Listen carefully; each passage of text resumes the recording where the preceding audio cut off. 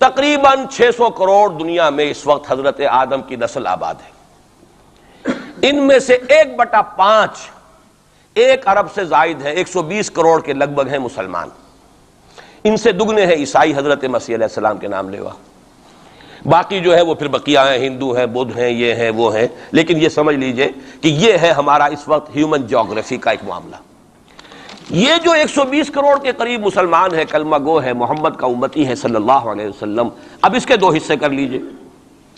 20 کروڑ کے لگ بھگ ہے عرب، اور عرب سے مراد ہے جن کی اس وقت مادری زبان عربی ہے، جو عربی بولتے ہیں، عربی سمجھتے ہیں، عربی ان کی زبان، نسلاً سب کے سب عرب نہیں ہیں، ان میں بربر بھی ہے، شمالی افریقہ کے بربر ہیں نسلی طور پر، لیکن یہ کہ جب مسلمان وہاں غالب آ گئے ان کی زبان ہی ختم ہو گئی، تہذیب بھی ختم ہو گئی، وہ بالکل پورے عربائزڈ ہو گئے، یہاں تک کہ سوڈانی پورے عربائزڈ ہیں، ان کی عربی زبان ہے، عربی بولتے ہیں۔ تو یہ سب کے سب جو اس وقت میں عرب جو کہہ رہا ہوں وہ در حقیقت عرب جو کہ عربی بولنے والے عرب ہیں، اور دوسرے جو ہے نان عرب وہ تقریباً 100 کروڑ ہیں، اور اس میں بھی نوٹ کر لیجئے ان میں سے لگ بھگ 40 کروڑ سب کانٹیننٹ میں آباد ہے، سب کانٹیننٹ پاکستان، بھارت اور بنگلہ دیش، 40 کروڑ۔ کتنی بڑی تعداد ہے امت مسلمہ کا 1/3، اگر ٹوٹل 120 کروڑ ہے تو ٹوٹل کا 1/3 جو ہے وہ ان 3 ملکوں کے اندر ہے جو کبھی ایک ہندوستان ہوتا تھا، اسی لیے میں اس کے لیے لفظ استعمال کرتا ہوں بر عظیم پاک و ہند، اس میں 40 کروڑ کے قریب مسلمان۔ بہرحال اس میں جو تقسیم ہے ازرو قرآن وہ 2 کی ہے، امیین اور آخرین، یہ قرآن کی اصطلاحات ہیں سورہ جمعہ میں، هو الذی بعث فی الامیین رسولا منہم، ایک امیین ہیں جن میں سے خود حضور تھے، عرب، آپ کی زبان عربی، اور انہی کی زبان میں قرآن نازل ہوا، نوع انسان را پیام آخری حاملہ رحمت للعالمین، وَكَذَلِكَ أَنزَلْنَاهُ قُرْآنًا عَرَبِيًّا لَعَلَّكُمْ تَعْقِلُونَ، لَعَلَّكُمْ تَعْقِلُونَ میں تو مخاطب نہیں ہوں، میری زبان تو عربی نہیں ہے، لَعَلَّكُمْ تَعْقِلُونَ میں کون مخاطب ہے؟ وہ جن کی زبان عربی ہے۔ ان لوگوں کو اللہ نے رتبہ زیادہ دیا، فضیلت دی، اس سے بڑی فضیلت کیا ہوگی؟ حضور انہی میں سے ہیں صلی اللہ علیہ وسلم، منہم هو الذی بعث فی الامیین رسولا منہم، انہی میں سے۔ پھر یہ کہ ان کی زبان میں اللہ نے اپنا کلام نازل کیا، فضیلت بھی بڑی ہوئی، لیکن فضیلت جہاں بڑی ہوتی ہے ذمہ داری بھی زیادہ بڑی ہوتی ہے، اور زیادہ بڑی ذمہ داری والا آدمی کوتاہی کرتا تو سزا بھی زیادہ بڑی ہوتی ہے۔ تینوں چیزیں جو ہے لازم و ملزوم ہیں، جن کے درجے ہیں سوا، ان کی سوا مشکل ہے، درجہ سوا ہے، بلند ہے، ذمہ داری بھی زیادہ ہے، کوتاہی ہوگی تو سزا کی بھی زیادہ مستحق ہو گئے۔ اس کا مصداق ہے عالم عرب، خاص طور پر وہ جو اصل عرب ہے پرانے، لیکن طبعاً چاہے وہ غیر عرب تھے لیکن عربی زبان اب ان کی مادری زبان ہو چکی ہے، وہ بھی اس میں شامل ہو گئے۔ ان پر اصل سزا کا دور ان پر آنا ہے، اور ایک عجیب بات ہے انہی پر اصلاً ایک سزا کا دور پہلے بھی آیا تھا، یہ سیکنڈ ٹائم ہے، جیسے کہ بنی اسرائیل کے بارے میں آیا ہے، وَقَضَيْنَا إِلَىٰ بَنِي إِسْرَائِيلَ فِي الْكِتَابِ لَتُفْسِدُنَّ فِي الْأَرْضِ مَرَّتَيْنِ وَلَتَعْلُنَّ عُلُوًّا كَبِيرًا، بنی اسرائیل کے لیے بھی ہم نے طے کر دیا تھا کہ 2 مرتبہ تم 2 سرکشی کرو گے اور ہمارے عذاب کے کوڑے تمہاری پیٹھ پر برسیں گے۔ یہی معاملہ بنی اسماعیل کا ہے۔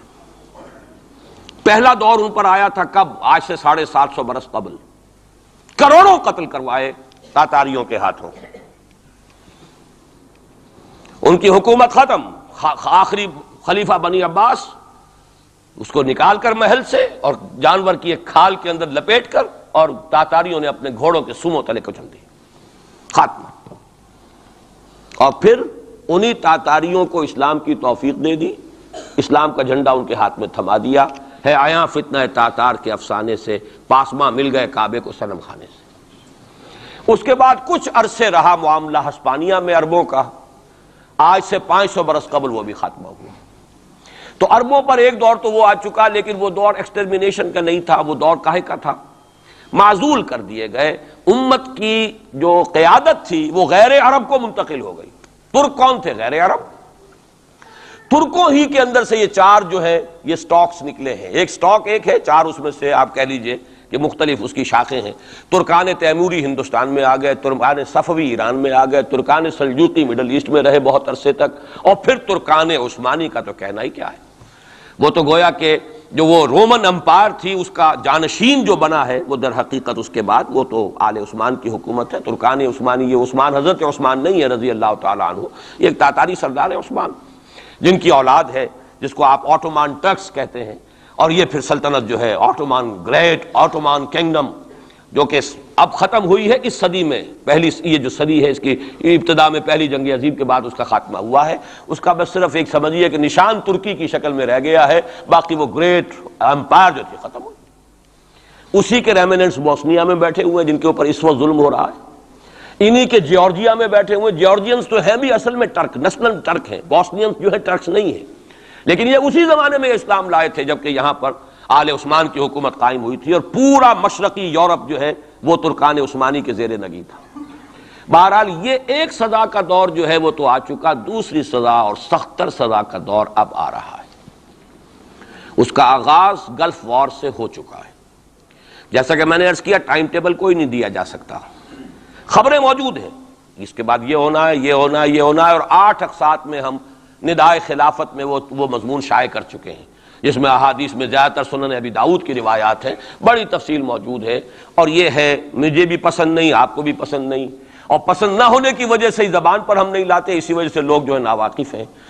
یہ سارے ممالک حدیث میں موجود ہے کہ مسلمانوں کے ہاتھوں سے نکل جائیں گے جنہیں یہودی گریٹر اسرائیل میں شامل کرتے ہیں. شام سارا، عراق سارا، مصر کا ڈیلٹا جتنا علاقہ زرخیز ہے اس کا جو بھی اچھا علاقہ ہے سارا، شمالی حجاز کا علاقہ سارا، یہاں تک کہ حدیث میں تو آتا ہے کہ مدینے کے دروازوں تک پہنچ جائیں گے لیکن مدینے میں داخل نہیں ہو سکیں گے. اللہ تعالیٰ خصوصی حفاظت فرمائے گا. لیکن یہ کہ مدینے کے دروازے، اب مدینے سے اوپر کتنا حجاز کا علاقہ ہے، عرب کا، سعودی عرب کا، ترکی کا بھی مشرقی علاقہ جو ہے یہ سارا موجود ہے، احادیث کے اندر موجود ہے. تو یہ بڑی تلخ بھٹی آنے والی ہے. لیکن دوسری بات جو میں عرض کرتا رہا ہوں اب اس کے حوالے سے آئیے اس روح عرضی پر. اچھا یہ بات بھی سامنے رکھ لیجئے، یہ کیوں ہے سزا؟ سزا اس لیے ہے کہ ہم نے اسلام سے بے وفائی کی، سیدھی بات ہے. اللہ کو تو نہ ہم سے کوئی دشمنی ہے نہ ہمارے دشمنوں سے کوئی اس کی دوستی ہے، معاذ اللہ ثم معاذ اللہ. اس کی دوستی کہاں، کفار سے کہاں ہوگی؟ نبوکدنضر کے ہاتھوں بنی اسرائیل کو پٹوایا تھا اگر، تو کیا نبوکدنضر سے دوستی تھی اللہ کی؟ اور کیا اسرائیلیوں سے اور یہودیوں سے کوئی دشمنی تھی؟ ان کو تو غرہ یہ تھا کہ نحن ابناء اللہ واحباؤہ، ہم تو اللہ کے بیٹوں کے مانند ہیں، ہمیں تو آگ بھی نہیں چھو سکتی. لن تمسنا النار الا ایاما معدودات، آئے گی بھی تو چند دن کے لیے چھوئے گی، ہمیں فوراً نکال لے گا اللہ. ہم تو اس کے بیٹوں کے مانند ہیں، چہیتے ہیں، ابراہیم کی نسل سے ہیں. ہم سب محمد کی نسل سے نہیں ہیں صلی اللہ علیہ وسلم. وہ تو صرف سادات جو بھی ہیں، سچے سادات ہیں یا بنے ہوئے سادات ہیں، وہی دعویٰ کر سکتے ہیں نا کہ وہ حضور کی نسل. اور وہ بھی نسل کیا ہے، حضور کی تو نہیں ہے، وہ تو حضرت علی کی نسل ہے. نسل بیٹی سے تو چلتی نہیں ہے، وہ تو بیٹے سے ہی چلتی ہے. حضور صلی اللہ علیہ وسلم کی اصل نسل جو ہے وہ تو اللہ تعالیٰ نے چلائی نہیں، وہ تو حضرت ابراہیم کا بھی انتقال ہوا ہے اور اس کی اپنی جگہ پر ایک حکمت ہے، وہ اس وقت میرا موضوع نہیں ہے. تو ہم تو نسل نہیں ہے محمد کی صلی اللہ علیہ وسلم، کم سے کم میں تو نہیں ہوں. لیکن وہ یہودی تو کہتے ہیں ہم ابراہیم کی نسل ہیں سب کے سب. تو انہیں تو یہ غرہ ہونا جو ہے یعنی معلوم ہوتا ہے کہ وزن ہے ان کی بات میں. نحن ابناء اللہ واحباؤہ، وہ ابراہیم جسے خلیل اللہ قرار دے رہا ہے اللہ تعالیٰ، میرا خلیل ہے. واتخذ اللہ ابراہیم خلیلا، جسے امام الناس قرار دے رہا ہے، انی جاعلک للناس اماما، جو ابو الانبیاء ہے جس کی نسل میں سینکڑوں نبی آ گئے. اس کی جب ہم اس کی اولاد ہیں تو اللہ کے ہاں ہمارے ساتھ تو پریفرنشل ٹریٹمنٹ ہوگا. یہ ان کو غرہ تھا، یہی ہمیں. لیکن جان لیجئے جب انہیں پٹوایا، جب قرآن مجید نے کہا فلما يعذبکم بذنوبکم، ایسا ہی تمہارا غرہ ہے، تم اللہ کے چہیتے ہو تو اللہ تمہیں کیوں سزائیں دیتا رہا ہے؟ نبوکدنضر سے کیوں پٹوایا، رومن سے کیوں پٹوایا، اس صدی میں جرمنوں سے کیوں پٹوایا، لاکھوں کی تعداد کے اندر. معلوم ہوا کہ اللہ کا معاملہ جس قوم سے بھی ہے کووننٹ ہے، وہ میثاق ہے ہمارا اللہ کے ساتھ. میثاق قرآن ہے ہمارا، ان کا میثاق تورات تھی. پکڑو اس کو، خذوا ما آتیناکم بقوۃ، پکڑو اس کو مضبوطی کے ساتھ جو ہم نے تمہیں دیا ہے. اگر اس سے بے وفائی کرو گے تو ہم سے کوئی تعلق نہیں، بلکہ تم مجرم ہوگے اصل. باقی لوگوں کے پاس تو کتاب ہے نہیں، شریعت ہے نہیں، دین ہے نہیں، ان کو تو پہنچانا تمہارے ذمہ تھا. تم تو ان کو کیا پہنچاتے، خود اس سے بے وفائی کر بیٹھے ہو. لہذا ساری دنیا کی گمراہی کی ذمہ داری بھی تمہارے کندھوں پر ہے. یہ ہے وہ جرم جس کی بنا پر سزا ملے گی. سزا کے مستحق ہیں ہم، اور ہم میں سب سے بڑھ کر عرب ہیں جن کی مادری زبان عربی ہے. جن کو صرف نحو پڑھنے کی ضرورت نہیں قرآن سمجھنے کے لیے، وہ تو از دل خیزت بر دل ریزت، براہ راست کمیونیکیشن قرآن سے ہو رہی ہے، وہ بے وفائی کریں تو ظاہر بات ہے مہا مجرم وہ ہیں۔ لیکن پھر غیر عرب مسلمانوں میں اس وقت روئے ارضی پر سب سے بڑی مجرم قوم 10 کروڑ مغربی پاکستانی ہے۔ یہ میں ڈنکے کی چوٹ کہہ رہا ہوں اور بہت عرصے سے کہہ رہا ہوں، اس لیے کہ ہم وہ لوگ ہیں کہ جنہوں نے اسلام کے نام پر ملک بنایا۔ کوئی ملک دوسرا دنیا میں اس وقت اسلام کے نام پر نہیں بنا۔ ہم وہ لوگ ہیں پاکستان بنانے کے لیے لاکھوں جانیں مسلمانوں کی کلمہ گوؤں کی گئیں اور ہزاروں عصمتیں لوٹیں، اور نہ معلوم کتنی مسلمان لڑکیاں اور عورتیں جو ہے رہ گئیں پھر بھی ہمیشہ ہی سکھوں کے پاس، اور وہ آئی نہیں پاکستان اس اسلام کے نام پر۔ اور کیا کیا ہے ہم نے؟ 46 برس ہو گئے، اس کہاں اسلام ہوا؟ لہذا اس سے بڑی مجرم قوم عربوں کے بعد ہم یہ کہہ سکتے ہیں ہمارا عام آدمی قرآن نہیں پڑھتا، قرآن جانتا نہیں، ٹھیک ہے، اپلی ہے کچھ نہ کچھ، اس اعتبار سے ان کے بعد نمبر ہمارا ہے، لیکن باقی پوری دنیا کے مسلمانوں سے بڑھ کر مجرم ہم۔ اور ہم اصل میں نہ صرف یہ کہ خود اپنے حصے کے مجرم ہیں، بھارت کے مسلمانوں کا بھی سارا وبال ہماری گردن پر ہے۔ آج میں چاہتا ہوں کہ اس کو آپ اچھی طرح نوٹ کر لیں۔ بھارت کے مسلمانوں نے، جسے آپ فرض کفایہ کہتے ہیں، نماز جنازہ فرض کفایہ، چند لوگوں نے بھی کسی مسلمان کی نماز پڑھ لی تو سب کی طرف سے ادا ہوگی، کسی نے بھی نہیں پڑھی تو سب مجرم ہو جائیں گے، بستی کے سب لوگ مجرم ہوں گے۔ بھارت کے مسلمانوں نے فرض کفایہ ادا کیا جب پاکستان بنوا دیا آپ کو، اور اس کی قیمت آج بھی وہ دے رہے ہیں، کھلے نعرے لگ رہے ہیں مسلمان کے 2 استھان، پاکستان یا قبرستان، تیسرا کوئی جگہ نہیں۔ ڈنکے کی چوٹ کہا بابری مسجد کے بعد LK اڈوانی نے، ہم ساری مسجدیں گرا دیں گے ہندوستان کے اندر، کوئی مسجد باقی نہیں چھوڑے۔ ڈنکے کی چوٹ، اعلانیہ، یہ سب کچھ ہو رہا، اور یہ نعرے تو نہ معلوم کب سے لگ رہے ہیں، اور نہ معلوم کب سے میں یہاں ان مسجدوں کے اندر بھی اور اپنی تقریروں میں غور کرتا رہا ہوں کہ کیا وہاں ہو رہا، لیکن ہمارے تو کان پر جوں نہیں ریگتی۔ ہمارے تو وہی دھندے ہیں، وہی کاروبار ہے، اپنا بزنس ہے، اس کے سارے مسئلے ہیں، اس کی اپنی بلڈنگیں ہیں، اپنی موٹریں ہیں، اپنے ٹیلی ویژن ہیں، اپنے کئی کورسز کے ڈنرز ہیں۔ اللہ خیر صلی اللہ، ہمیں بحث کیا اسلام سے؟ تو بتائیے ہم سے بڑا مجرم کون ہوگا؟ آج جو کچھ ہندوستانی مسلمان پر بیت رہی ہے اس کا جرم ہمارے کندھے پر ہے۔ یہ میں جذباتی انداز میں نہیں کہہ رہا، میں تو 2 اور 2 4 کی طرح ثابت کر سکتا ہوں۔ انہوں نے فرض کفایہ ادا کر دیا، اور اس وقت یاد کیجئے مولانا ابوالکلام آزاد، مولانا مدنی، جمعیت علماء ہند کے علماء اپنے تقدس اور اپنے تدین اور اپنے تقوی کے اعتبار سے انکویسچنیبل، کوئی شک و شبہ نہیں ہو سکتا ان کی نیت پر اور ان کے تقوی پر اور کردار پر، انہوں نے کیا کہا تھا؟ یہی کہا تھا کہ یہ پاکستان بنا کر تم مسلمانان ہند کو 3 حصوں میں تقسیم کر دو گے۔ 3 میں کہا تھا، 2 میں نہیں، 3 میں۔ حالانکہ بظاہر تو ایک پاکستان بن رہا تھا نا، لیکن یہ مولانا ابوالکلام آزاد کے الفاظ تھے کہ 25 برس سے زیادہ یہ 2 خطے یکجا نہیں رہ سکتے، اور 25 برس کیا، 24.25 برس میں ٹوٹ گیا پاکستان، 25 برس پورے نہیں ہوئے، اور ان کے الفاظ تھے یہ کہ 25 برس سے زائد جمع نہیں رہ سکتے، 24.25 برس میں ختم ہو گیا۔ 16 دسمبر 1970 کو پاکستان ختم ہو گیا کہ نہیں ہو 71 کو۔ بہرحال نوٹ کرنے کی بات ہے، انہوں نے، ہم نے کیا کہا تھا؟ میں بھی مسلم لیگی تھا، میں نے بھی نعرے لگائے ہیں، چاہے غیر شعوری دور تھا، ہائی اسکول اسٹوڈنٹ تھا، پاکستان کا مطلب کیا، لا الہ الا اللہ، فلک شگاف نعرے لگائے ہیں، اور نوائے وقت کا پرچہ انتظار کرتے تھے اسٹیشن پر کھڑے ہو کر، حصار ریلوے اسٹیشن کے اوپر، کہ اب گاڑی آئی اور اب نوائے وقت لیا اور پھیل گئے پورے شہر میں اس کو پہنچانے کے لیے۔ ہم کیا کہا کرتے تھے؟ جی نہیں، 2 طرف سے پاکستان جو ہے مضبوط پاکستان ہوگا، ہندوستان میں کسی ہندو کو جرت ہوگی مسلمان کے لیے کوئی میلی نگاہ سے دیکھنا بھی؟ وہ سارے خواب کہاں گئے؟ وہ تو حرم ہوئے، وہ 2 طرف کا جفا تھا وہ تو ختم ہوا، اس لیے کہ وہ زنبور تو اب رہا ہی نہیں، وہ تو کھل گئی، نوٹ ہی ختم ہوئی وہ مشرقی پاکستان۔ اور حال یہ ہے کہ آپ کی وزیر اعظم بنگلہ دیش نے یہ بھی پسند نہیں کیا کہ بابری مسجد پر جو بیان تھا وہ نواز شریف صاحب کے ساتھ مشترک بیان دے دیں، یہ اشتراک بھی دنیا کے سامنے نہ آ جائے کہ مشرقی پاکستان سابقہ اور اس وقت بنگلہ دیش کی وزیر اعظم اور مغربی پاکستان جو اب وٹ ریمینز آف پاکستان کے تحت صرف پاکستان ہے، اس کے وزراء اعظم نے مشترکہ بیان دے دیا، یہ بھی نہیں آنا چاہیے۔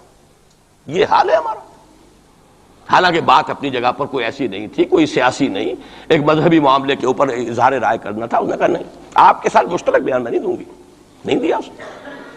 تو وہ جو تھا 2 طرف سے جب تھا وہ تو سن 71 میں کھل گیا۔ جو ہمارا حال ہے وہ تو ہونا ہی تھا.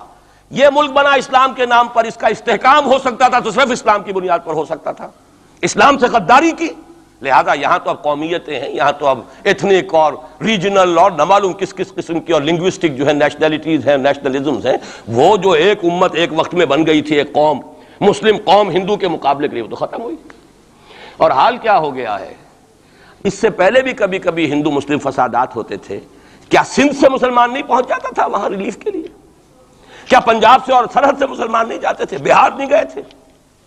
کیا کانپور کی مسجد شہید ہوئی تھی 1915 میں تو پوری ہندوستان سے مسلمان نہیں پہنچ گئے؟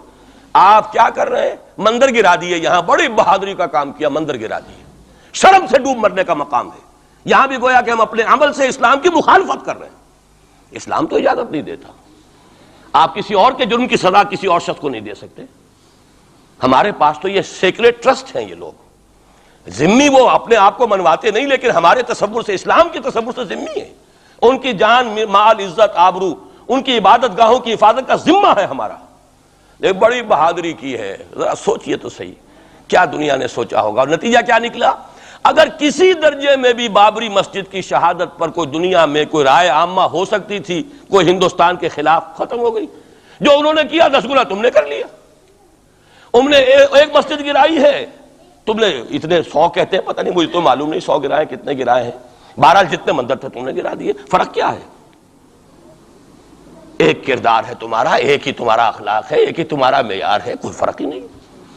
بلکہ وہاں تو کم سے کم یہ تو رہا ہے دنیا کی آنکھوں میں دھول ڈالنے کے لیے کم سے کم یہ کہ فارن منسٹری جو ہے اس نے ڈیزائن کیا. ہم نے مان لیا جی ہم نہیں کر سکے، ہم مجبور ہیں. حالانکہ سب ان کی اجازت سے ہوا ہے، بلکہ ان کی ملی بھگت سے ہوا ہے. لیکن یہ کہ کلیان سنگھ نے فوراً استعفیٰ دے دیا، منسٹری ختم.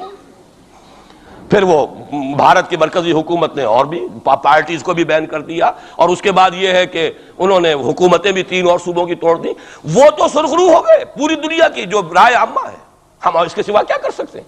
ہمارا ایک دستور ہے، دستور میں جو بھی صوبائی حکومت ہوتی ہے اس کی اجازت کے بغیر ہم فوج بھیج نہیں سکتے. وہاں پہ صوبائی حکومت تھی، اس نے ہمیں یقین دہانی کرائی تھی، سپریم کورٹ کو بھی یقین دہانی کرا دی تھی کہ مسجد کو کچھ نہیں ہوگا. تو ہم تو اس کے اوپر ڈیپینڈ کر رہے تھے.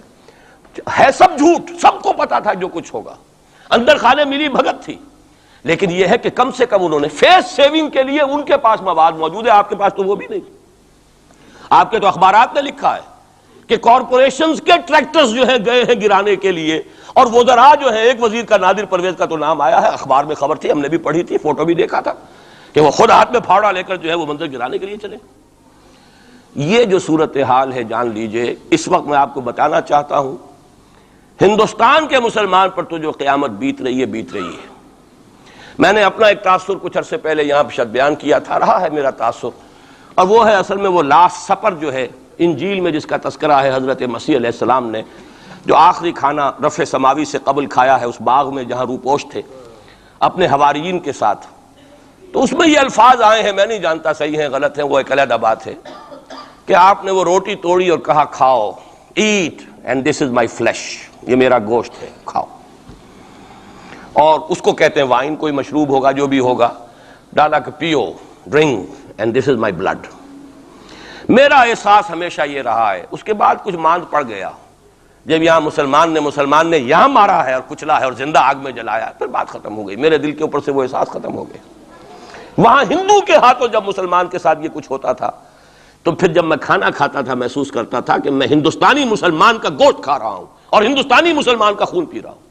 یہ ہمیں عیش جو یہاں حاصل ہے، جو آرام حاصل ہے، جو ہمیں یہاں پر سہولتیں حاصل ہیں، جو معاشی اس کی کاسٹ پر ہے. اس نے آپ کو یہ ملک لے کر دیا اور آج تک اس کی قیمت ادا کر رہا ہے. اور ہم جو ہے عیش کر رہے ہیں، گل چھرے اڑا رہے ہیں. یہاں جس کے پاس 2 پیسے ہو گئے برقع اتار کے اس نے پھینک دیا کہ معلوم ہوتا ہے کہ یہ تو مفلسی کو چھپانے کا ذریعہ تھا.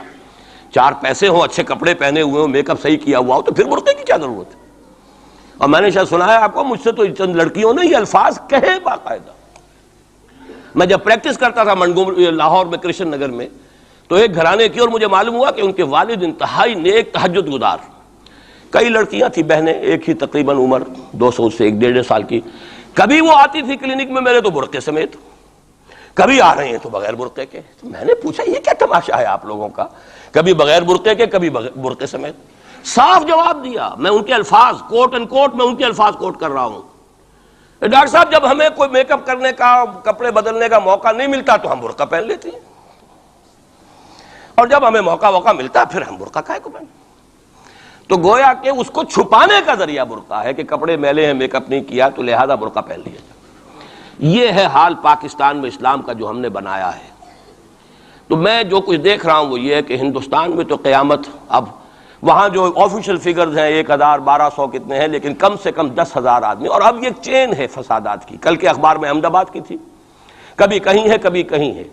اور واقعہ یہ ہے کہ تبصرے یہ ہو رہے ہیں کہ ہندو فنڈامنٹلزم از آن دی رائز.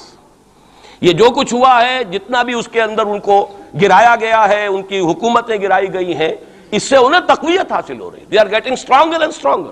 کانگریس کے لیے اب اپنی جو ہے جان بچانی مشکل ہے، اور اس وقت سب سے بڑا ان کے لیے جو ہو گیا وہ یہ ہے کہ وہ کمیونسٹوں کی سپورٹ کے بغیر چل نہیں سکتے. اور کمیونسٹ جو ہے وہ ان کی جو اس وقت وہ امریکہ کے زیر اثر جو اپنی اکنامک پالیسیز چینج کر رہے ہیں اس کا ساتھ دینے کو تیار نہیں. تو یہ ڈائلیما ہے.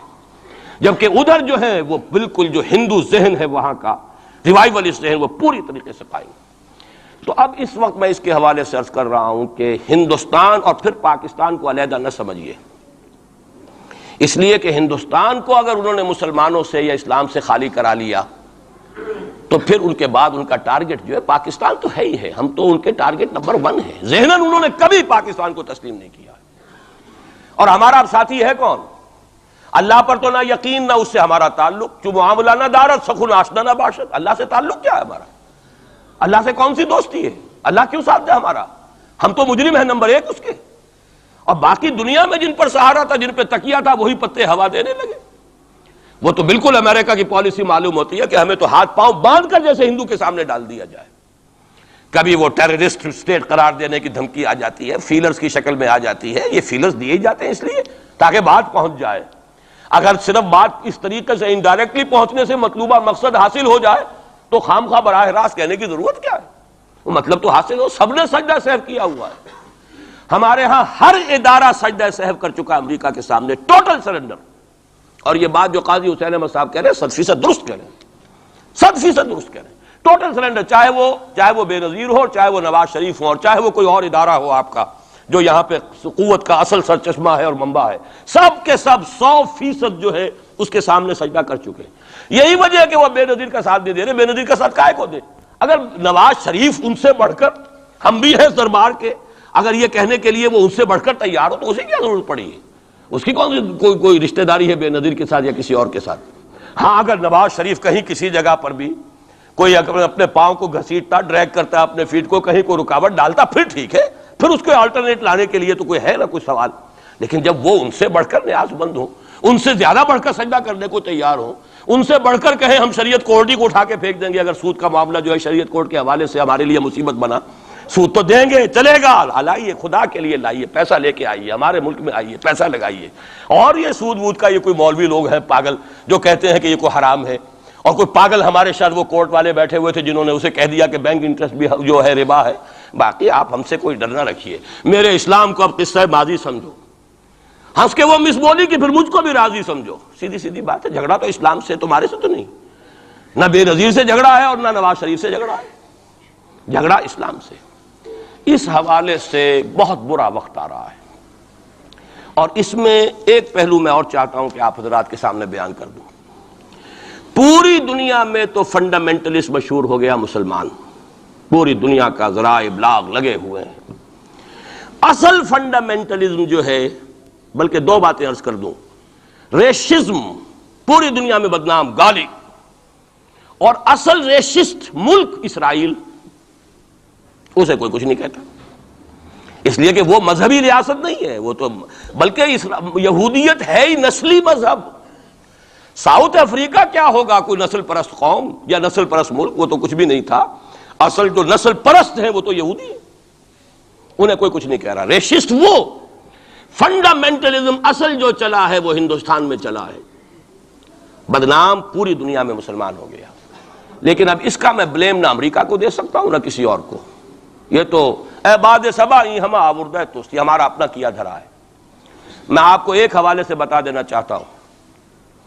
ہمارے ہاں علامہ مشرقی اٹھے، چپ راس چپ چپ راس چپ اور بیل چاپ پورے ہندوستان کو دہلا دیا. دہل گئی زمین ہندوستان کی، راجکماری سے لے کے درہ خیبر تک، اور بڑے بڑے نوٹیبلز. یہ تحریک اتنی عظیم تھی، اتنی آرگنائز تھی. آپ کو معلوم ہے یہ تالپور برادران جو ہے، دونوں بھائی جو تھے، یہ خاکسار تھے. بڑے بڑے لوگ سندھ میں، فرنٹیئر میں، پنجاب میں، ہر جگہ پر، اور ایسی زبردست آرگنائزیشن بالکل ملٹری والی، ان کے سارے قواعد ملٹری کے. لیکن ہوا کیا؟ آر ایس ایس 1925 میں قائم ہوئی ہے، اسی کے رد عمل میں. ہندو سویا ہوا تھا، انہوں نے دیکھا یہ مسئلہ اٹھ گیا ہے، اتنا زبردست اٹھ گیا ہے، اس زور شور کے ساتھ اٹھ گیا ہے، اس کی چپراس جو ہے وہ زمین جو ہے لرز رہی ہے، اس سے تو اٹھنا پڑے گا نا. لہذا باقاعدہ جو آر ایس ایس 1925 میں قائم ہوئی ہے، اسی کے رد عمل میں، اور اس مقصد کے ساتھ، ڈکلیئرڈ مقصد، ہندوؤں کو متحد کیا جائے تاکہ وہ بھرپور طریقے سے مسلمانوں کا مقابلہ کر سکیں. ہندو واد آن دی ڈیفینسو. لیکن 1925 سے لے کر آج تک کتنے سال ہو گئے؟ 67. 67 برس تک ایک جماعت کا حوصلہ دیکھیے، اس کا ظرف دیکھیے، آج تک سیاست میں حصہ نہیں لیا. پاور پالیٹکس سے کوئی تعلق نہیں. 67 لانگ ایئرس. اتنی فالوئنگ ہے کہ ویسٹ میں تو اتنی موٹی موٹی کتابیں چھپی ہیں. شکاگو یونیورسٹی سے اتنی موٹی کتاب تھی، برادرہڈ ان سیفرن، آر ایس ایس کے اوپر ڈاکومنٹ. 25 لاکھ ان کا اس وقت کارڈر موجود ہے جو کہ ان کا ٹرینڈ ہے والنٹیئر. لیکن وہ جماعت الیکشن میں نہیں آئی. کچھ اپنے اثر تحت کچھ اور لوگوں کو لڑو. اور آپ نے نام بھی نہیں سنا ہوگا، اس کے 3 امیر یا گرو جو ہیں گزر چکے ہیں، تیسرا ہے اس وقت. پہلا ڈاکٹر بالی رام ہیجواڑ، کسی نے نام سنا آج تک؟ کوئی پرسنل پبلسٹی کی کوشش کی، اس نے کام کیا. دوسرا مہادیو گولوالکر گرو جی، کسی نے نام بھی نہیں سنا ہوگا. اس وقت کون ہیں؟ بالا صاحب دیورس. یہ 3 ان کی عمارتیں کہہ لیں یا جو بھی کہہ لیں، خلافتیں ہیں جو آئی ہیں، اور ایسا منظم نظام ہے، لیکن کہیں سیاست میں حصہ نہیں. ہمارا فنڈامنٹلسٹ سیاست کے میدان میں آ کے زیرو ہو چکا. پہلے تو علامہ مشرقی اٹھے تھے، وہ تو ویسے ہی ایک جوش کے اندر آ کر ایک خاص جذباتی کیفیت میں اپنی موومنٹ کو کال آف کر کے بیٹھ گئے. 10 لاکھ آدمی، غالباً 10 لاکھ کی فگر تھی، 10 لاکھ یا 1 لاکھ جتنے بھی تھے، میں فگر کے بارے میں نہیں کہہ سکتا، دلی میں جمع نہیں ہوں گے تو میں پارٹی کو ڈسبینڈ کر دوں گا. وہ چند افراد کی کمی رہ گئی تھی اس فگر سے، تو اسی غصے میں آ کر پارٹی ڈسبینڈ، ختم. اب وہ خاکسار ہمارے ہاں تو رہ گئے، کبھی کسی خاص سیریمنی کے موقع پر کچھ سلامی دینے کے لیے چپراس کرتے آ جاتے ہیں بیچارے. وہ ان کے تو کوئی نام و نشان بس اس معنی میں ہے کہیں. اللہ اللہ خیر سے. اصل فنڈامنٹلسٹ آرگنائزیشن جماعت اسلامی ابھری، لیکن اس نے پاکستان میں آتی پاور پالیٹکس کے اس کے اندر اپنے آپ کو دفن کر کے زیرو کر دیا. وہاں یہ معاملہ چل رہا ہے. یہ ہے اصل میں جو فرق آپ کو سمجھنا چاہیے. یہ 1925 یہ جو دوسری جماعتیں ہیں، وی ایچ پی ہے، وشوا ہندو پریشد، یہ اس کی ایک ذیلی تنظیم ہے، جیسے جماعت اسلامی کی ذیلی تنظیمیں ہیں اسی طرح کی ذیلی تنظیم ہے. آر ایس ایس خود کبھی نہیں آئی پالیٹکس میں، اور 2 مرتبہ تاریخ میں اس کو بین کیا جا چکا ہے ہندوستان میں. چونکہ آر ایس ایس کا آدمی تھا جس نے گاندھی کو ایسیسینیٹ کیا تھا 1948 میں. دی پارٹی واز بینڈ. اس کے بعد جب اندرا گاندھی کا دور آیا ہے وہ ایمرجنسی کا، اس میں بھی پارٹیز اس نے بین کی تھی، آر ایس ایس بھی بین ہوئی ہے، لیکن ہر مرتبہ پہلے سے زیادہ ابھر کر آئی ہے وہ. اور آج یہ سب کے سب وی ایچ پی والے، بی جے پی والے، یہ سب در حقیقت آر ایس ایس کے آدمی، اور یہ ان کا ڈکلیئرڈ ایم اب بن چکا ہے. اور حالات جو ہیں ہم اس سزا کے بالکل مستحق ہو چکے ہیں. اسیاں سے کبھی ہم نے کنارہ نہ کیا، لیکن تیری رحمت نے گوارا نہ کیا. یہ تو ہو سکتا ہے اب بھی ہم اسی اللہ کی رحمت پر تو ادھار کھا سکتے ہیں، لیکن واقعہ یہ ہے کہ ہم اس سزا کے بالکل مجرم ہو چکے ہیں اور مستحق بن چکے ہیں. اور نظر یہ آ رہا ہے کہ اب حالات ہمارے لیے زیادہ سے زیادہ پیچیدہ سے پیچیدہ، مشکل سے مشکل، اور زیادہ سے زیادہ جو ہے گمبھیر ہوتے چلے جا رہے ہیں. بھارت میں ہندو فنڈامنٹلزم بڑی تیزی کے ساتھ ایک طوفانی شکل کے اندر آیا ہے، اور بھارت میں تو مسلمان تنظیم کوئی ہے ہی نہیں. آپ کے شاید علم میں آیا 2 جماعتیں بین کر دی، جماعت اسلامی بین. ارے جماعت اسلامی بھارت کی جو اصل جماعت ہے وہ تو ایک علمی کام کرنے والی، دعوتی کام کرنے والی، قرآن مجید کے تراجم شائع کی، سیاست میں تو ہے ہی نہیں ہوا. لیکن یہ کہ اس کا اور سوال ہی پیدا نہیں ہوتا ٹیررزم کا یا کسی درجے میں بھی کوئی اس طرح کی ایکٹیویٹی جماعت اسلامی. لیکن وہ ہے نا کہ وہ ترازو کا ایک پلڑا اگر ادھر 3 کو بین کیا تو ادھر بھی 2 تو ہوں کم سے کم, وہ جماعت اسلامی بھی بین ہوگی. ہاں کشمیر میں جماعت اسلامی کا ایک رول ہے, لیکن کشمیر کی جماعت اسلامی علیحدہ جماعت اسلامی ہے, وہ ہندوستان کی جماعت اسلامی سے اس کا تعلق نہیں ہے. جیسے پاکستان کی جماعت اسلامی, مشرقی پاکستان یا بنگلہ دیش کی جماعت اسلامی, ہندوستان کی جماعت اسلامی اور کشمیر کی یہ 4 علیحدہ ہیں بالکل, ان کا آپس میں تنظیمی رابطہ کوئی نہیں. کشمیر کی جماعت اسلامی یقیناً ہے, اور یہ سمجھتا ہوں میں, اور یہ صحیح بات ہے, بعض تبصرہ نگاروں نے لکھی بھی ہے کہ اصل میں اس وار سے انہوں نے کشمیر کے مسئلے میں جب یہ بین کیا ہے وہاں کی 3 ہندو جماعتوں کو, تو اس کے ساتھ ہی 2 مسلمانوں کو ایک لپیٹ میں لے کر پارٹیز کو, تو کشمیر میں جو جماعت اسلامی چونکہ ابھی تک وہ بینڈ نہیں تھی, اور جماعت اسلامی کا آرگنائزیشنل جو ہے بیکنگ مل رہی تھی حزب المجاہدین کو, جو وہاں پر جو بھی اس وقت جو جد و جہد کر رہی ہے, لہذا اس کو کمزور کرنے کے لیے کیا ہے. لیکن یہ کہ ہندوستان میں کوئی مسلمانوں کی لیڈرشپ ہے ہی نہیں. سارے قائدین تو پاکستان بنا کے پاکستان آ گئے تھے, رہ تو گئے تھے وہاں پہ وہی جمیعت علماء ہند کے لوگ, اس وقت بھی سنبھالا ہے تو انہوں نے سنبھالا ہے. مولانا حفظ الرحمان سہاروی نے سنبھالا ہے, مولانا ابوالکلام آزاد نے کچھ سنبھالا دیا جتنا بھی دے سکے ہیں. باقی مسلم لیگی تو سبھی آ گئے تھے, وہاں سے رہ کون گیا تھا؟ لے دے کر مدراس میں کوئی 1-2 اور کیرالا کے اندر, کیرالا میں البتہ یہ کہ راشٹریہ سیوک سنگھ کے مقابلے میں مسلم سیوک سنگھ قائم کیا گیا, اور وہ کام بہت اچھا کر رہے تھے. لیکن یہ کہ ان کو بھی بین کر دیا گیا, انہوں نے خود بھی اپنے آپ کو ڈیزالو کر لیا. انہوں نے کہا کہ جب ہمارا تو اصل مسئلہ جو ہے وہ راشٹریہ سیوک سنگھ سے ہے, اگر RSS بین ہو گئی تو ہمیں کوئی ضرورت ہی نہیں کام کرنے کی, انہوں نے خود بھی ڈیزالو کر لیا اپنے آپ کو. لیکن بہرحال یہ تو میں کچھ تفاصیل ہیں جو آپ کو بتا رہا ہوں. اصل بات یہ ہے کہ اس وقت ہندوستان میں مسلمانوں کی حالت بہت مخدوش ہے. ایک طرف وہاں یہود کے زیر اثر مسلمانان عرب پر تباہی کا دور, کسی بھی وقت کھڑا ہو سکتا ہے کوئی شخص مسیح بن کر, اور خبریں آ رہی ہیں مسیحی حلقوں کے اندر اور وہ یہودیوں کے اندر بھی کہ وہ تو در حقیقت کہیں پیدا بھی ہو چکا ہے اور کہیں پل رہا ہے, بڑھ رہا ہے, یہ ہے وہ ہے. اور جو گرانڈ ماسٹر ہے اس کا فری میسن کا, اس کا نام بھی کوئی صاحب مجھے کل بتا رہے تھے کہ اس کے گھر میں وہ شخص موجود ہے وغیرہ وغیرہ, واللہ عالم. لیکن یہ کہ جو کچھ میری جو بھی بات ہے وہ ہے قرآن اور حدیث کی روح سے. قرآن کا فلسفہ ہے کہ جس قوم کی طرف رسول بھیجا گیا اس نے اگر انکار کیا اس کو ختم کیا جاتا ہے. اس میں ایکسیپشن اب تک ہوئی ہے صرف یہود کی. رسولاً الی بنی اسرائیل کی حیثیت سے حضرت مسیح بھیجے گئے, انہوں نے رد کیا. یہ بھی کنڈیمڈ نیشن ہے, لیکن اس کو اللہ نے باقی رکھا ہوا ہے اس کا کوڑا مسلمان پر مارنے کے لیے, بدترین عذاب مسلمان پر لانے کے لیے. اس لیے کہ افضل امت بھی یہی تو ہے نا, سب سے بڑھ کر افضل, سارے نبیوں سے افضل ہمارا نبی صلی اللہ علیہ وسلم, اور ساری امتوں سے افضل ہم مسلمان امت. تو سب سے بڑی سخت سزا کے مستحق بھی تو پھر ہم ہی ہوں گے. یہ مولانا اصلاحی صاحب کا جملہ میں نے پہلے بھی کبھی سنایا ہے کہ وہ کہا کرتے ہیں ان کے خاص علاقے میں اعظم گڑھ میں کہ جب کسی کو سزا دینی ہوتی تھی تو چمار کے ہاتھوں جوتا لگواتے تھے اسے, تاکہ وہ اگر راجپوت کو راجپوت ہی جوتا مارے گا تو اس میں اتنا اس کو درد نہیں ہوگا جتنا کسی راجپوت کو چمار جو ہے اس کے ہاتھ سے جوتا لگوایا جائے. تو یہ یہودیوں کے ہاتھوں مسلمانوں کو پٹوانا در حقیقت یہ عذاب در عذاب ہے. ایک کنڈیمڈ نیشن, ملعون قوم, ضربت علیہم الذلۃ والمسکنۃ وباؤوا بغضب من اللہ, وہ قوم ہے جس کے ہاتھوں مسلمانوں پر ادھر بھی آ رہا ہے اور یہاں بھی سامنے آ چکا ہے. لیکن ابھی وقت ہے, اور اس کے لیے میں لایا ہوں آپ کے لیے تحفے کے طور پر سورہ یونس کی ایک آیت. وہاں فرمایا گیا ہے فلولا كانت قرية آمنت فنفعها إيمانها إلا قوم يونس لما آمنوا كشفنا عنهم عذاب الخزي في الحياة الدنيا ومتعناهم إلى حين.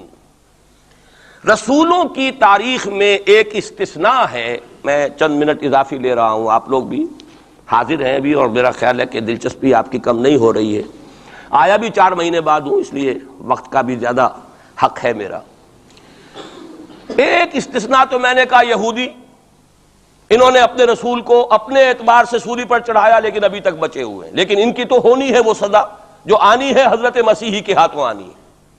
جب وہ دجال آئے گا, دجال کے ہاتھوں مسلمانوں کی خوب پٹائی ہو چکے گی, عرب مسلمانوں کی, پھر ان کو کیفر کردار تک پہنچانے کے لیے حضرت مسیح آئیں گے.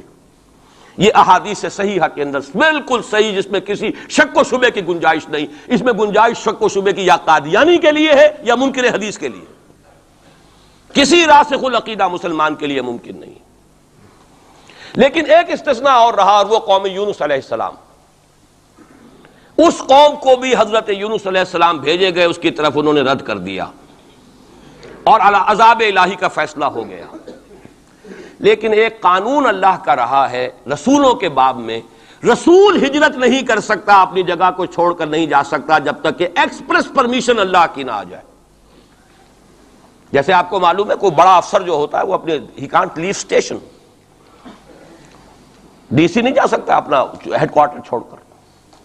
اسی طریقے سے رسول، اللہ کا نمائندہ، حکومت خداوندی کا نمائندہ، وہ نہیں جا سکتا. حضرت یونس سے صرف یہ خطا ہوئی غصے کی وجہ سے، اور غصہ کس کے خلاف؟ اللہ کے خلاف نہیں، معاذ اللہ، ان کافروں کے خلاف غصے کی وجہ سے چھوڑ کر چلے گئے کہ بس اب عذاب آنے والا ہے، تم عذاب کے مستحق ہو گئے، میں جا رہا ہوں.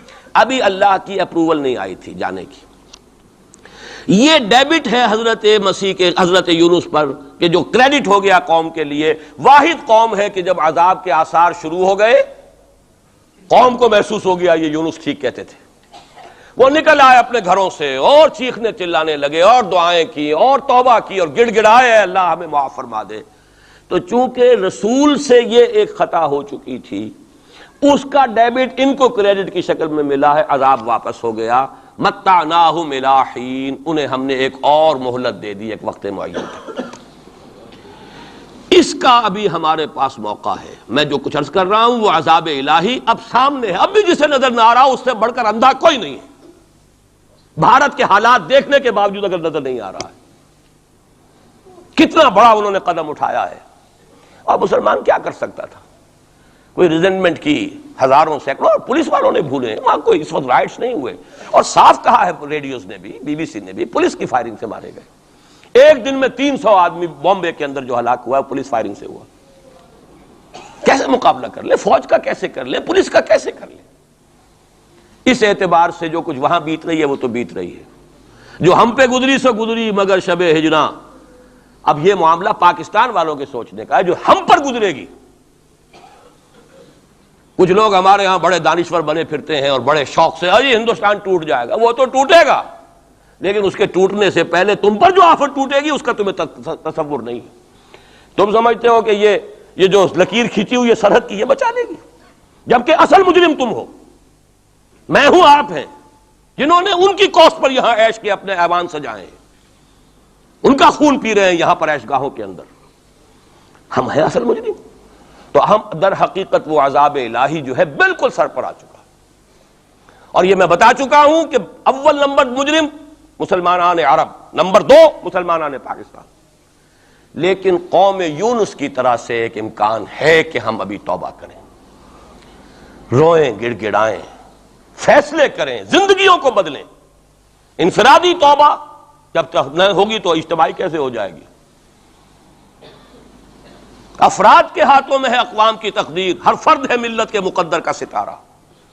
ہماری بیماری کیا وہ کر دے، میں بیٹھا رہا ہوں، میں تو اپنے دھندے، اپنی دکان، اپنا کاروبار، اپنی فرم، اپنا پروفیشن، میں تو اس سے نہیں لوں گا، اور لوگ کر دیں.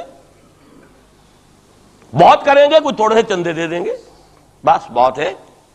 باقی ہمارے عیش، ہمارے کاروبار، ہمارے پروفیشن، ہم اس سے وقت کیسے نکال لیں؟ کیسے ممکن ہے؟ پھر کسی کے ہاتھ میں ہاتھ کیسے دے دیں؟ کسی کو امیر مان لیں، اس کا حکم مانے. جبکہ دنیا میں جیسا کہ میں نے عرض کیا وہاں کیا ہوتا ہے، آر ایس ایس کے اندر اگلا امیر بھی وہ منتخب نامزد کرتا ہے پچھلا امیر، اور اپنے پاس رکھتا ہے ڈکلیئر کر کے کہ میرے بعد یہ ہوگا، تاکہ ٹریننگ اس کی زندگی میں لے لے. اور نظم چل رہا 25 لاکھ اس وقت ان کے والنٹیئرز ہیں پورے ہندوستان کے اندر. ہمارے ہاں جماعتوں کی سپلٹ ہو رہی ہے، ٹوٹ پھوٹ ہو رہی ہے، اور نئے محاذ ایک اینٹ روڑے اور جمع کر کے، لیکن سب کو معلوم ہوتا ہے کہ یہ سب جمع ہوتے ٹوٹنے کے لیے. تو معاملہ در حقیقت یہ ہے کہ ابھی موقع ہے. ان ادری اقریب ام بعید ما توعدون وان ادری لعلہ فتنۃ لکم ومتاع الی حین. لیکن اس میں قرآن مجید ہی کی 2 آیات سے چند آیات آپ کو اور سنا کر اپنی بات ختم کرتا ہوں. یہ حصہ مجھے بھی احساس ہو رہا ہے کہ تشنا رہ گیا ہے. ہو سکتا ہے کہ میں ایک جمعہ اور یہاں اپنا قیام بڑھا لوں، کیونکہ آیا ہوں 4 مہینے بعد، تو شاید 1 جنوری کا جمعہ بھی یہاں. ابھی اس کو فیصلہ نہ سمجھیے، اعلان ہوگا تو اخبار میں آ جائے گا، لیکن اس کا امکان ہے، کیونکہ میں خود محسوس کر رہا ہوں کہ یہ دوسرا حصہ میری گفتگو کا جو ہے کہ کرنا کیا ہے، کس طور سے کرنا ہے۔ یہ جو ہے اس میں تشنا رہ گیا ہے، اور اب بہتر یہی ہے کہ میں زیادہ وقت اس پر صرف نہ کروں، صرف وہ آیات آپ کا سورہ روم ہی کی آیات سن لیجئے۔ سورہ روم کی 6 آیتیں شروع میں میں نے سنائی، یہ ذرا 3 آیتیں سن لیجئے 30 سے 32 تک۔ فَأَقِمْ وَجْهَكَ لِلدِّينِ حَنِيفًا، حالات کچھ بھی ہوں تم اپنے چہرے کو، رخ کو دین حنیف کی طرف یکسو ہو کر قائم رکھو۔ وہ جو میں نے کہا تھا امید ہو نہ ہو لگے رہو، تمہارا کام ہے فرض ادا کرو۔ فَأَقِمْ وَجْهَكَ لِلدِّينِ حَنِيفًا فِطْرَةَ اللَّهِ الَّتِي فَطَرَ النَّاسَ عَلَيْهَا لَا تَبْدِيلَ لِخَلْقِ اللَّهِ ذَلِكَ الدِّينُ الْقَيِّمُ وَلَكِنَّ أَكْثَرَ النَّاسِ لَا يَعْلَمُونَ۔ جمے رہو، ڈٹے رہو، کام کرتے رہو۔ اللہ کا شکر ادا کرتے ہوئے کہہ رہا ہوں، میری اپنی زندگی میں نہ معلوم کتنے الٹ پھیر آئے ہیں، انقلابات آئے ہیں، فلاں کی پارٹی آ گئی، فلاں کی پارٹی آ گئی، فلاں آ رہا ہے، آج تک اس کام کے سوا میں نے کسی کام میں حصہ نہیں لیا۔ ایوب خان کا دور تھا، پھر اس کے بعد بھٹو صاحب کا دور آیا، پھر اور دور آئے، پھر ضیاء الحق صاحب کا تو مجرم ہوں 2 مہینے شورا میں چلا گیا تھا، دھوکہ کھا گیا تھا۔ واقعہ یہ ہے کہ اس کے سوا میری اس پوری زندگی کے اندر جو ہے سوائے اس ایک کام کے 2 کام ہیں، قرآن کی طرف بلاؤ اور لوگوں کو جمع کرو، ایک منظم جماعت بناؤ، 2 کام۔ دعوت قرآن کے ذریعے، تطہیر ذہنوں کی قرآن کے ذریعے، تطہیر فکر کی قرآن کے ذریعے، تصحیح عقائد کی قرآن کے ذریعے، تزکیہ نفس قرآن کے ذریعے، اور پھر جو ان مرحلوں سے گزرے جمع کرو، انہیں مرتب کرو، ایک جماعت بناؤ، قوت بناؤ، سموتات والی جماعت بناؤ۔ 2 کام کرنے کے انہی میں لگاؤ۔ تو فَأَقِمْ وَجْهَكَ لِلدِّينِ حَنِيفًا، سیدھا رکھو اپنا رخ دین کی طرف، دائیں بائیں حالات کیا ہیں، کیا ہونے والا ہے، ٹھیک ہے۔ حضرت مسیح کے الفاظ ہیں بائبل کے، سانپ کے مانند چوکنے لیکن فاختہ کے مانند بے ضرر بنو۔ سانپ چوکنا ہوتا ہے بہت، لیکن کسی کو ضرر بھی تو پہنچا دیتا ہے، فاختہ ضرر نہیں پہنچاتی۔ ان 2 ایکسٹریمز کو جمع کرو اپنے اندر، حالات سے واقف ہونا چاہیے، دائیں کیا ہے، بائیں کیا ہے، آگے کیا ہے، پیچھے کیا ہے، رخ کدھر جا رہا ہے، حالات کا بہاؤ کیا ہے، یہ جانو۔ سانپ کے مانند چوکن نہ رہو، لیکن لگے رہو اپنے کام میں، کسی سے دلچسپی نہیں۔ ابھی حال ہی میں خیر جو اب حکومت کا ہوا تھا وہ جلسہ جو بابری مسجد پر، انہوں نے تو خیر ہمیں نہیں بلایا، آئے تھے میرے پاس فاروق احمد لغاری صاحب، کیا ہماری میٹنگ ہو رہی؟ آئی، میں نے کہا نہیں، میں نے اپنی رائے جو دی ہے وہ دی ہے، میں دوں گا، لیکن یہ کہ میں کسی سیاسی عمل میں شریک ہونے کے لیے تیار نہیں۔ اب وہ سینیٹر سمیع الحق صاحب آئے ہیں میدان میں پھر نیا محاذ لے کر، میں نے کہا میں تو ایک ہی مرتبہ متحدہ شریعت محاذ کا تجربہ کر کے بھر پایا، پوری زندگی کا تجربہ مجھے مل گیا ہے، میرے پاس وقت ضائع کرنے کے لیے ان کاموں کے لیے نہیں۔ یہ محاذ جو ہے ان مل بے جوڑ لوگوں کو جمع کر لینا، اور پھر جو علیحدگیاں ہوتی ہیں اور الزامات ایک دوسرے پر لگتے ہیں، اس سے کیے دھرے کے اوپر پانی ہی نہیں پھرتا، وہ پچھلا بھی جو ہے ہفتے اعمال نہ معلوم کتنی دیر کا ہو جاتا ہے۔ تم نہیں آئے؟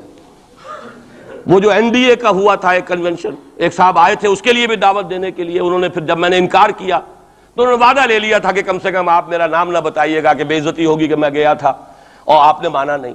نہ این ڈی اے کی کنونشن میں گیا، نہ میں پی ڈی اے کی کنونشن میں گیا، نہ میں یہ ابھی جو ہوئی ہے کوئی علماء کی مفتی، یہ اپنے سینیٹر کیا نام ہے سمیع الحق صاحب، اس 2 کاموں کے سوا مجھے اپنا وقت کسی اور کام میں نہیں لگانا، سیاست میں جانا ہی نہیں، الیکشن کا رخ ہی نہیں کرنا، بلکہ یہ قرآن کے ذریعے سے دعوت۔ اسی لیے میں آیات سنا رہا ہوں، فَأَقِمْ وَجْهَكَ لِلدِّينِ الْحَنِيفَ فِطْرَةَ اللَّهِ الَّتِي فَطَرَ النَّاسَ عَلَيْهَا، اور آگے فرمایا منیبین الیہ، اپنا رخ اسی کی طرف رکھتے ہوئے، واتقوہ، تقوی اختیار کرو، واقیموا الصلاۃ ولا تکونوا من المشرکین، نماز قائم رکھو اور دیکھو مشرکوں میں سے نہ ہونا، شرک کی آلائش سے اپنے آپ کو پاک کرتے رہو، دھوتے رہو اور دھو، شرک کی کوئی آمیزش نہ رہے۔ اور دوسرا کام یہ سورہ سجدہ کی آیات ہیں، وَمَنْ أَظْلَمُ مِمَّنْ ذُكِّرَ بِآيَاتِ رَبِّهِ ثُمَّ أَعْرَضَ عَنْهَا إِنَّا مِنَ الْمُجْرِمِينَ مُنْتَقِمُونَ۔ یہ الفاظ بڑے سخت ہیں۔ ان لوگوں سے بڑھ کر ظالم کون ہوگے جنہیں ان کے رب کی آیات کے ذریعے سے نصیحت کی جاتی ہو۔